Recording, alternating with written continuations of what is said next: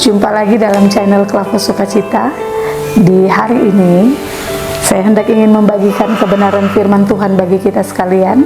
Oleh karena itu firman Tuhan bagi kita terdapat dalam kitab 1 Yohanes pasalnya yang ketiga ayat yang ke-16. Namun sebelum kita membaca, mari kita berdoa. Kita berdoa. Ya Tuhan Allah Bapa kami yang bertakhta dalam kerajaan sorga, Bapa yang sebagai firman itu sendiri. Kami rindu untuk mendengarkan sabda kebenaran firman-Mu sebelum kami melakukan setiap tugas tanggung jawab aktivitas kami di sepanjang hari ini. Berkenanlah Tuhan untuk menuntun kami, sehingga dalam membaca kebenaran firman serta merenungkannya, kami tidak merenungkan dengan akal pikiran kami manusiawi, tetapi kami percaya Roh Allah turut bekerja untuk memberikan sebuah pengertian bagi kami tentang apa arti firman bagi kehidupan kami di sepanjang jalan hidup yang kami lalui. Oleh karena itu Tuhan Yesus, bersabdalah bagi kami, karena kami telah siap untuk membaca dan merenungkan sabda kebenaran firman-Mu. Amin. Kebenaran firman Tuhan dari kitab 1 Yohanes pasalnya yang ketiga ayat yang ke-16. Beginilah bunyi kebenaran firman Tuhan bagi kita. Kasih terhadap saudara sebagai tanda hidup baru. Ayat 16 berbunyi, demikianlah kita ketahui kasih Kristus, yaitu bahwa Ia telah menyerahkan nyawanya untuk kita. Kita pun wajib menyerahkan nyawa untuk saudara-saudara kita. Bapak Ibu saudara-saudari pendengar Klavus yang Tuhan Yesus kasihi, banyak orang mengira atau banyak orang mendefinisikan kasih itu hanya sebatas perasaan manis di hati atau sebuah kata-kata indah di bibir saja, atau juga mungkin sebuah tindakan emosional atau emosi sesaat. Namun 1 Yohanes pasal 3 ayat yang ke-16 ini mematahkan sebuah pemikiran itu.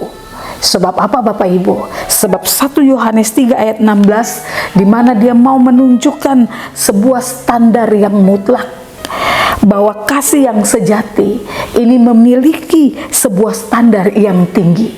Kasih yang sejati itu pun memiliki standar yang tidak hanya berkata aku mengasihimu, namun di mana Bapak Ibu saudara-saudari, Yesus mau menunjukkan sebuah tindakan nyata lewat pengorbanan diri, di mana Yesus membuktikan dengan merelakan nyawanya di kayu salib hanya untuk menebus kehidupan Bapak Ibu dan saya dari dosa.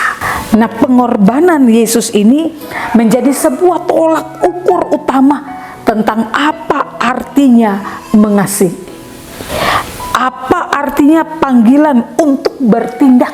Karena itu ayat ini dia tidak berhenti pada apa yang Yesus buat untuk kehidupan Bapak Ibu dan saya, tetapi bagaimana firman Tuhan ini dia mau menuntut kehidupan Bapak Ibu dan saya untuk memberi sebuah respon bahwa kita dipanggil untuk mengasihi saudara seiman dan sesama, bukan cuma lewat ucapan di bibir, melainkan bagaimana firman Tuhan mau menuntun kita untuk kita juga dapat melakukannya lewat setiap perbuatan nyata kita.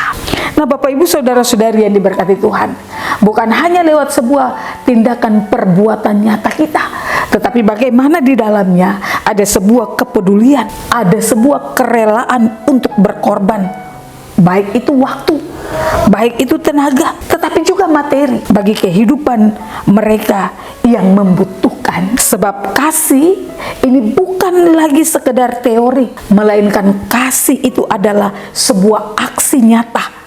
Ketika kita melihat sesama kita mungkin menderita, mungkin ada dalam kekurangan, maka hati kita sesungguhnya tidak boleh tertutup. Dalam artian Bapak Ibu yang diberkati Tuhan, ketika mungkin ada saudara atau mungkin ada tetangga yang mungkin perlu membutuhkan pertolongan kita, dan mungkin ketika mereka datang ke rumah kita, mungkin kita sempat dalam realita kehidupan, mungkin kita sempat bilang, kalau ada orang yang cari Bapak dan Mama atau ada orang yang cari saya, bilang saja saya tidak ada. Nah, Bapak Ibu yang diberkati Tuhan, ini yang terkadang realita ini terjadi dalam kehidupan kita.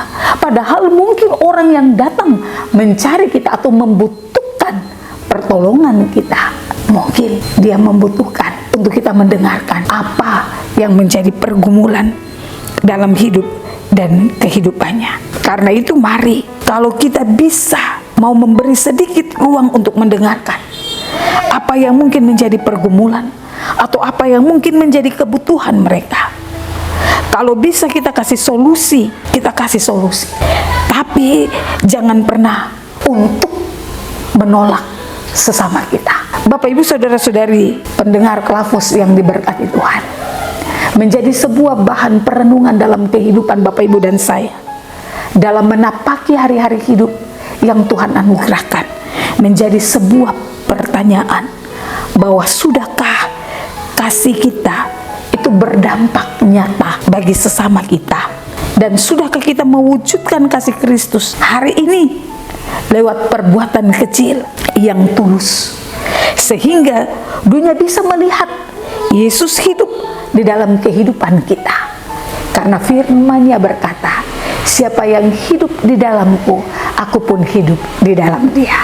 Dalam artian ketika Bapak Ibu dan saya kita kenal apa itu terang Kristus, maka mari kita yang telah mengenal Kristus dan kita yang telah ditebus olehnya, kita juga mau menebarkan kasih yang bukan hanya berdasarkan di ucapan bibir saja, tapi bagaimana tindakan kasih itu mau hidup nyata dalam kehidupan kita, untuk kita mau melayani, tetapi juga kita mau berkorban bagi hormat dan kemuliaan nama Tuhan. Amin. Mari kita berdoa. Ya Tuhan Allah Bapa kami dalam kerajaan sorga, bersyukur untuk semua yang Tuhan nyatakan dalam hidup dan kehidupan kami. Ketika dalam menapaki hari-hari hidup, kalau kami didapati Tuhan tidak memperdulikan sesama kami manusia, kami didapati kami tidak saling mengasihi seorang akan yang lain, ampunkan setiap salah dan dosa kami, baik itu lewat perkataan kami, perbuatan kami, yang mungkin menyakiti hati sesama kami, bahkan juga menyakiti hati Tuhan. Kami mohon ampun, sehingga ketika kami menjadi anak-anak Tuhan, kami menjadi saksi-saksi Kristus, kami yang hidup di dalam terang itu, kami mau menebarkan terang bahwa tidak hanya di batas bibir mulut, tetapi lewat segala tindakan kami, biarlah nama Tuhan tetap dipuji dan dipermuliakan. Terima kasih Tuhan. Firman Tuhan meneguhkan setiap iman percaya kami, sehingga dalam menapaki hari-hari hidup kami, biarlah kasih Kristus tetap nyata dalam hidup ini, sehingga lewat hidup dan kehidupan kami, banyak jiwa yang akan terus dimenangkan. Terpuji-pujilah nama Tuhan Allah yang menjadi gunung batu dan keselamatan dalam hidup ini. Amin. Shalom, Tuhan Yesus memberkati.